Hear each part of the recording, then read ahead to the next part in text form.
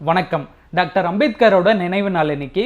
சட்டத்தை உருவாக்குனவர் பிற்படுத்தப்பட்ட மக்களோட ஒப்பற்ற தலைவன்னு சொல்லலாம். அவர் ஏன் அந்த சட்டத்தை உருவாக்குனாரு அப்படின்னு பார்த்தீங்கன்னா, எங்கெல்லாம் வாய்ப்புகள் மறுக்கப்பட்டதோ, எங்கெல்லாம் மக்களின் உரிமைகள் பறிக்கப்பட்டதோ அந்த இடத்துல அந்த மக்களின் உரிமைகளை நிலைநாட்ட சட்டத்தை உருவாக்குனாரு. ஆனால் அது அவ்வளோ ஈஸியாக அவ்வளோ சீக்கிரமாக நடந்துடல.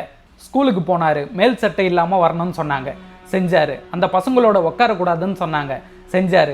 தனியாக உட்காரணும், ஆனால் வீட்டில் இருந்தே கோணி பையை எடுத்துகிட்டு வந்து அதில் உட்காரணும், போகும்போது மடித்து எடுத்துகிட்டு போயிடணும், செஞ்சார். அந்த பசங்க கூட ஒன்றா உட்காந்து சாப்பிடக்கூடாது, ஒன்றா உட்காந்து தண்ணி குடிக்கக்கூடாது. அவர் தண்ணி குடிக்கணும்னா ஸ்கூலில் வேலை செய்கிற ஒருத்தர் டேப்பை திறந்து விட்டால் இவர் போய் குடிச்சிக்கலாம். ஒருவேளை அவர் லீவ் போட்டுட்டா அவருக்கு அன்றைக்கி தண்ணியே கிடையாது. நிறைய நாட்களில் ஓடையில் இருக்கிற அழுக்கு தண்ணியே குடித்து வளர்ந்துருக்காரு. ஆனால் எவ்வளோ பிரச்சனை வந்தாலும், எவ்வளோ தீண்டாமை வந்தாலும், எவ்வளோ சாதிய பாகுபாடு வந்தாலும் ஒரு இடத்துல கூட படிப்பை பாதியில் நிறுத்தணும்னு நினச்சதே கிடையாது. ஓரளவுக்கு படிச்சுட்டு ஒரு இடத்துல வேலைக்கு போகிறாரு. அந்த இடத்துலையும் எல்லாரும் தண்ணி குடிக்கிற இடத்துல இவர் குடிக்கக்கூடாது. அங்கேயும் அந்த சாதிய பாகுபாடு தீண்டாமை இவரை விடாமல் துரத்துது.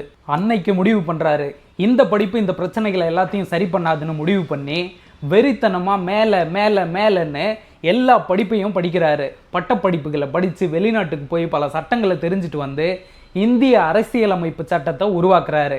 அந்த சட்டத்துக்கு பின்னாடிக்கு தான் இன்னைக்கு இந்தியாவே ஓடிட்டுருக்கு.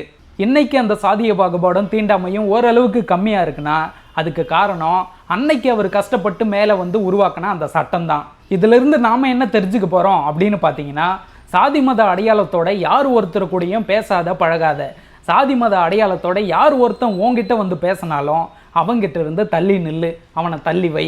சாதியும் மதமும் எந்த அளவுக்கு கொடூரமானதுன்னு தெரிஞ்சு வச்சுக்க, ஆனால் தோளில் தூக்கிட்டு சுத்தாத.